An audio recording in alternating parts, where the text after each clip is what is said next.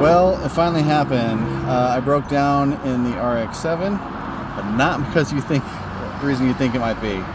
I actually just had my alternator rebuilt because the voltage regulator was bad on the last one and the stator was bad, so I had a full rebuild on my alternator, and not even 2 months old, and I'm driving home from Prescott with my wife, and the regulator goes bad, like really bad, like all the voltage, everything spikes, lights, the blower, everything in the car is like Christmas, just full, tons of voltage. So I pull over on the side of the road. Now I'm waiting for a tow. So thank you, Hagerty, for round trip towing. It's only going to cost me $7 to get home. But yeah, so I'm very, very upset that my rebuilt alternator decided to take a crap only 2 months later, stranding me and my wife on the side of the road in Prescott. Hey, at least it's a beautiful day up here.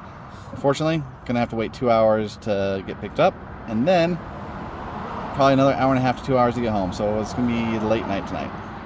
Yay!